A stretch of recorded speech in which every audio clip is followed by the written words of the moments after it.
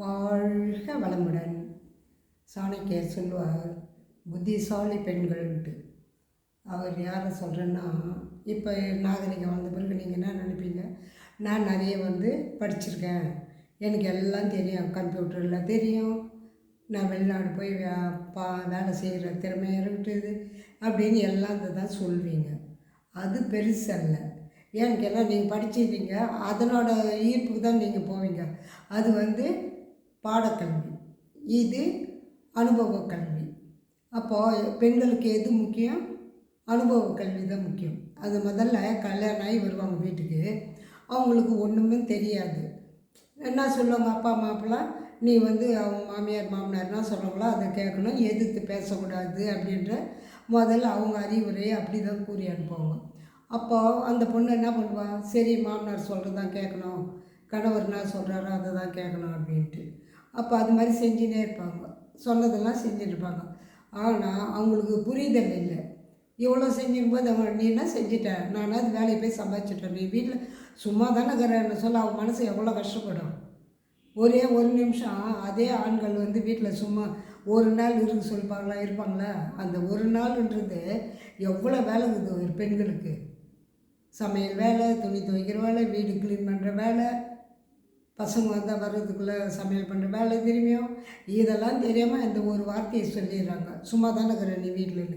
அப்போ அந்த பெண்ணோட மனசு எவ்வளோ கவலைப்படும். என்னென்ன முதல்ல எல்லாம் சைலண்டாக இருந்தாங்க, இப்போ எதுக்கு தான் என்ன உங்கள் வீட்டில் எதாவது கற்றுக் கொடுத்தாங்களா, ஒன்றுத்துக்கு லாய்க்கு இல்லையே அப்படின்னு மாமியார் திட்டுவாங்க.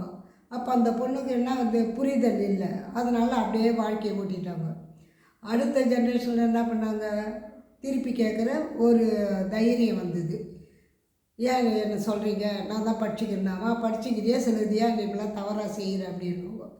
அப்போ சொல்லுவாங்க, புத்திசாலின்னா எப்படி தான் இருக்குன்னா, ஒன்றும் இல்லைங்க, நீங்கள் ஓரளவாவது படிச்சிருப்பீங்கள, என்ன பண்ணால் உங்களுக்கு தெரிஞ்சதை உலக இதில் என்னென்ன நடக்குது, இப்போ தான் எல்லாம் வந்துச்சு இல்லை, செல் வந்துச்சு, கம்ப்யூட்டர் வந்துச்சு, எல்லாம் வந்துச்சு. அதில் ஒவ்வொன்றா நீங்களே ஒருத்தர் கற்றுக் கொடுன்னா கற்றுக் கொடுக்க மாட்டாங்க. அப்போ என்ன சொல்ல, உனக்கு தேவையாது, உனக்கு இந்த வயசில் இது தேவையான்னு கேட்பாங்க. அப்போது பெண்கள் எப்போ தாங்க முன்னுக்கு வருது, ஒருத்தர் கேட்டு தானே தெரிஞ்சுக்கணும். கணவர் இதே தான் சொல்லுவார், உனக்கு தேவையாது வீட்டில் உட்காந்து வேலையை பாரு அப்படின்வாங்க. தெரிஞ்ச பெண்களை நாங்களாம் படிச்சுக்கிறோம், எங்களுக்கு தெரியுது, உனக்கு தான் படிக்கல, உனக்கு தேவையாதுன்னு அதை கிண்டல் பண்ணுறாங்க. அப்போது எப்படி இருக்கணும், புத்திசாலியாக எப்படி இருக்குன்னா, சரி இவங்களுக்கு தெரியாமல் நாமளே யார் எல்லாருமே சொந்தக்காரர் தானே அப்படி சொல்லுவாங்க, வெளியில் இருக்கிறவங்க நம்ம யாருன்னு தெரியாதுல்ல, அதனால் அவங்களுக்கு தெரிஞ்சது சொல்லி கொடுப்பாங்க. இதெல்லாம் அவங்க தெரிஞ்சுக்கின்னு என்ன பண்ணுவாங்க, எதுனா ஒரு கேள்வி, ஏங்க நான் இது கம்ப்யூட்டரில் இது செய்துக்கிறேங்க பார்க்குறேங்க உங்களுக்கு அப்படின்னு. உனக்கு எப்படிப்பா தெரியும் அப்படின்வாங்க. நீங்கள் தான் கற்றுக் கொடுக்க மாட்டேன், நான் யாரையோ கேட்டு கற்றுக்கினேன் அப்படின்வாங்க. பரவாயில்ல, நான் ஒன்றும் தெரியாதுன்னு நான் நினச்சேன் அப்படின்வாங்க. அப்போ தான் மாமியாராகட்டும் மாமனாராகட்டும் கூட பிறந்தவங்க யாராக இருந்தாலும் நாத்தனார் எல்லாம், இவங்களுக்கு நம்ம ஒன்றும் தெரியாதுன்னு நினச்சோம், இவங்க இந்தளவு பரவாயில்லையா கற்றுக்குறாங்களேன்னாங்க. அதுதான் அந்த புத்திசாலி. அப்படி இருந்தால் பெண்களை மதிப்பாங்களா வீட்டில் இருக்கிறவங்க. நீங்கள் படிச்சுட்டு எது இருந்தால் நான் தான் செய்வேன், நான் இப்படி தான் இப்போ வேணும்னா நீ இப்போ கல்யாணம் பண்ணிக்கல, நானும் நீ ஒன்றா தானே சம்பாதிக்கிறேன், நீ இந்த வேலை செய் நான் இந்த வேலை செய்கின்ற போட்டியில் தான் என்ன ஆகுது, அனுபவ கல்வி இல்லாமல் விவாகரத்தாவது. அந்த அனுபவ கல்வி எதுக்கு முன்னோரெல்லாம் சொன்னாங்கன்னா, நீ நடந்துக்கிற விதம்தான் அப்படின்னு. சாணக்கியர் என்ன சொல்கிறாரு, எதை ஒன்றாலும் நீ செய், உனக்கு நேர்மையாக இருக்குதா அது வரைக்கும் செய், மற்றவங்க நீ செய்யுங்கள், உன்னோட அருமை அவங்களுக்கு தெரியாமல் போயிடுது. உனக்கு எவ்வளோ தேவையோ அந்த அளவு அன்பு கொடுங்க, நான் யாரும் வேணான்னு சொல்ல, அவங்களும் திருந்துற மாதிரி சொல்லுங்கள். ஏங்க நீங்கள் இந்த அளவு என்கிட்ட அன்பு கொடுத்தீங்க, நானும் உங்களுக்கு தானே செஞ்சிடறேன், உங்களுக்கு செஞ்ச நேரம் போய் தான் நான் மீதி நேரம் நான் என் வேலையை பார்த்து எனக்கு கொஞ்சம் அறிவு வரணுன்னு தானே ஒவ்வொருத்தராக கேட்டு தெரிஞ்சு ஒவ்வொன்றா கற்றுட்டுருக்கேன் அப்படின்னு. அப்போ 4 நாள் சொல்லும்போது அவங்களே சொல்லுவாங்க, பரவாயில்ல அப்படின்னு. இப்போ அவளுக்கு நம்ம இவ்வளோ நாள் திட்டினதே கஷ்டம்தான் பாவம் அப்படின்னு. அப்போ பக்கத்து வீட்டுக்காரர் என்ன சொல்லுவாங்க, பரவாயில்ல இவ ஒன்றும் தெரியல நம்ம நினச்சா கொஞ்சம் கொஞ்சமாக கற்றுக்கினா பாரு அப்படின்னும். அதுதாங்க அனுபவ கல்வி தாங்க தேவை. நீ எவ்வளோ தான் படிச்சிருங்க, ஒரு நிமிஷம் படித்தவங்களாட்டி நீங்கள் ஒரு நிமிஷம் யோசனை பண்ணி பாருங்கள், நம்ம செய்கிறது தவறா அப்படின்றது மட்டும் நினச்சி பாருங்கள்.